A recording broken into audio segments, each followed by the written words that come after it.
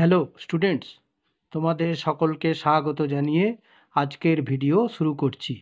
আজকের ভিডিওর বিষয় ইংলিশ গ্রামার ভয়েস চেঞ্জ। তাহলে চলো বেশি দেরি না করে ভিডিওটি শুরু করা যাক। বলা হয়েছে what is voice in English grammar. Voice is a form of verbs that shows whether the noun or pronoun denoted by the subject does something or something is done to it. In a word, subject is the doer of the action and the object is the receiver of the action. Types of voice. Voices are of two types.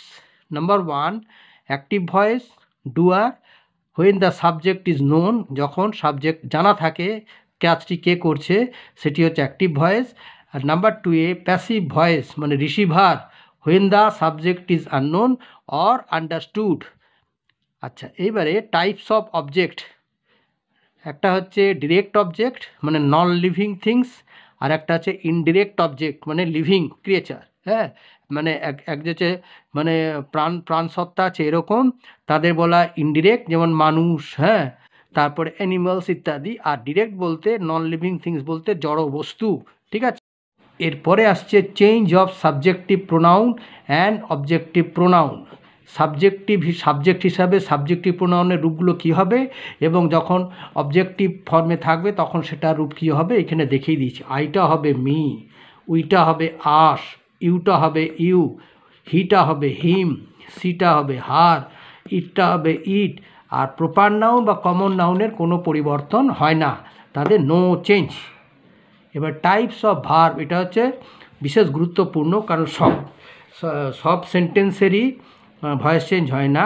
যে সমস্ত transitive verb থাকে যেসব সেন্টেন্সে, কেবলমাত্র তাদেরই voice change করা যায়। কারণ কি না, ট্রান্সিটিভ ভার্বে অবজেক্ট থাকে, তাই সেগুলোকে অবজেক্টকে সাবজেক্টে পরিণত করা যায়। তাহলে এই জন্য লিখেছি নাম্বার ওয়ানে ট্রান্সিটিভ অ্যাকশন ভার্বস, এমন একটা action verb that have an object to receive that action, যার একটা অবজেক্ট থাকে সেই অ্যাকশনটিকে পাওয়ার জন্য বা গ্রহণ করার জন্যে। আর নাম্বার টু এ ইন্ট্রান্সিটিভ ভার্ব আর কি, action verbs that do not have an object to receive that action, সেই অ্যাকশনকে মানে গ্রহণ করার জন্যে কোনো অবজেক্ট থাকে না। মানে ইন্ট্রান্সিটিভ মানে অকর্মক, আর ট্রান্সিটিভ মানে সকর্মক।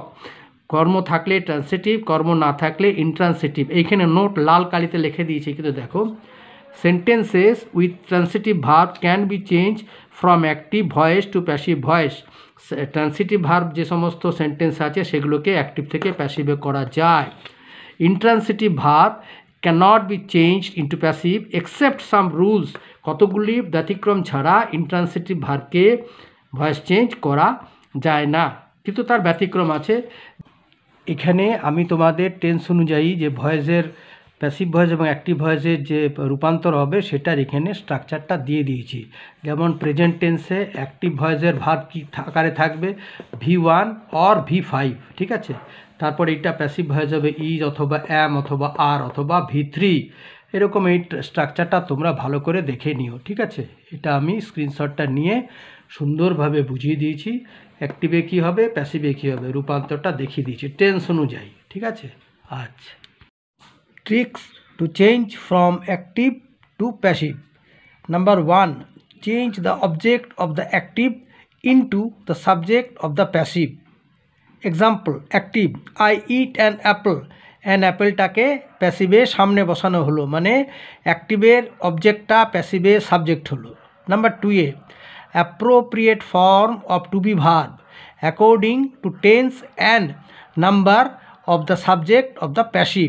প্যাসিভের যে সাবজেক্ট হচ্ছে তার নাম্বার এবং টেন্স অনুযায়ী তারপরে বসবে। অ্যান অ্যাপেলের পরে কী বসলো এখানে যেহেতু অ্যান অ্যাপেল হচ্ছে সিঙ্গুলার নাম্বার, তাই এখানে টু বি ভার্বের সঠিক রূপ হলো ইজ, এবং সে যেহেতু সিঙ্গুলার বলে এটা হলো অ্যান অ্যাপল ইজ, ঠিক আছে।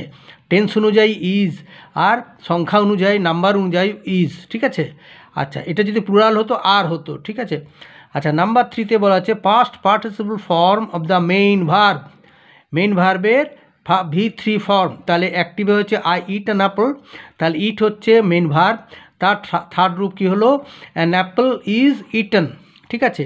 নাম্বার 4-এ preposition by or with or to is used in passive, যেমন অ্যাক্টিভে আই ইট অ্যান অ্যাপল, প্যাসিভে কী হলো, an apple is eaten by.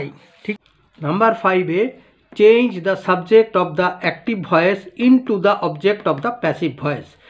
I eat an apple, তাহলে এইখানে কি হলো, এই যে আইটা এইদিকে চলে গেল, হয়ে গেল বাই মি 5 নম্বরে। তাহলে দেখো কিভাবে সাজানো হয়েছে। 1 নম্বর হলো এটা সামনে এলো, এই যে অ্যাক্টিভের অবজেক্টটা সামনে হলো, প্যাসিভের সাবজেক্ট হলো 1 নম্বর।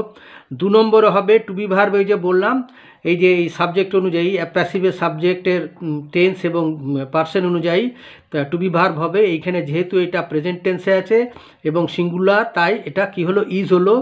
ভার্বের 3 নম্বর হচ্ছে ভার্বের থার্ড রূপ, ইটটা ইটেন হলো, তারপর হবে বাই, তারপরে হচ্ছে এই যে আইটা হয়ে গেল মি। ঠিক আছে। আচ্ছা।